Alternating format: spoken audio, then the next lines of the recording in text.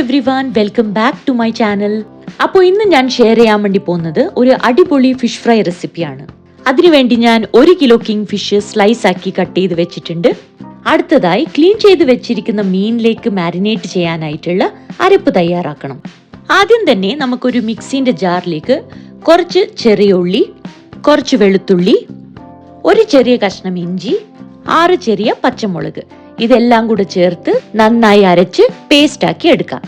ഈ അരപ്പ് നമുക്ക് മാറ്റി വെക്കാം.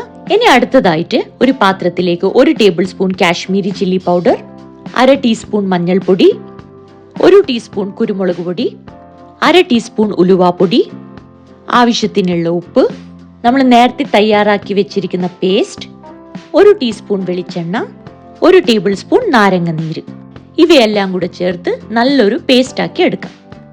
അപ്പോൾ ഇതാ നമ്മളെ മസാല റെഡി ആയി കഴിഞ്ഞു. ഇനി നമുക്ക് കഴുകി വൃത്തിയാക്കി വെച്ചിരിക്കുന്ന മീനിലേക്ക് മസാല തേച്ചു പിടിപ്പിക്കാം.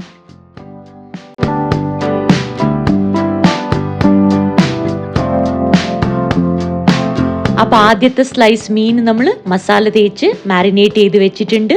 ഇത് നമുക്ക് മാറ്റി വെക്കാം. ഇതുപോലെ തന്നെ ബാക്കി എല്ലാ കഷ്ണങ്ങളും നമുക്ക് നന്നായി മാരിനേറ്റ് ചെയ്ത് എടുക്കാം.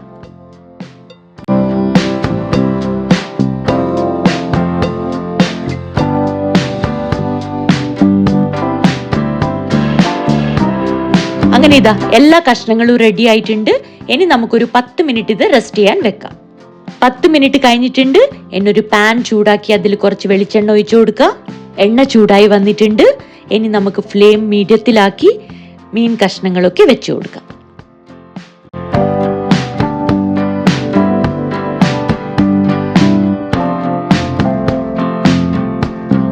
അപ്പോൾ മീനിന്റെ ഒരു സൈഡ് വെന്ത് വന്നിട്ടുണ്ട്. ഇനി നമുക്ക് മറ്റേ സൈഡും കൂടെ ഫ്രൈ ചെയ്തെടുക്കാം.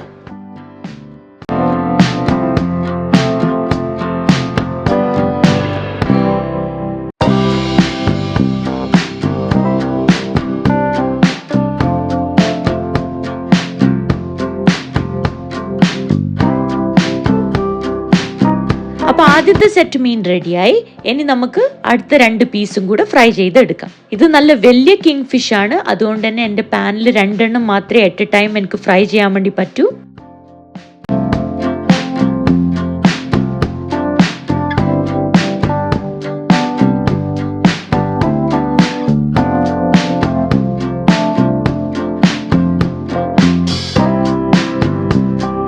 അങ്ങനെ ഇതാ രണ്ടാമത്തെ സെറ്റ് മീനും കൂടെ ഞാൻ ഫ്രൈ ചെയ്തെടുത്തിട്ടുണ്ട്. അപ്പൊ ഇതായിരുന്നു ഇന്നത്തെ വീഡിയോ. ഒരു simple easy fish fry recipe. എല്ലാവർക്കും ഈ റെസിപ്പി ഇഷ്ടപ്പെട്ടു എന്ന് ഞാൻ വിചാരിക്കുന്നു.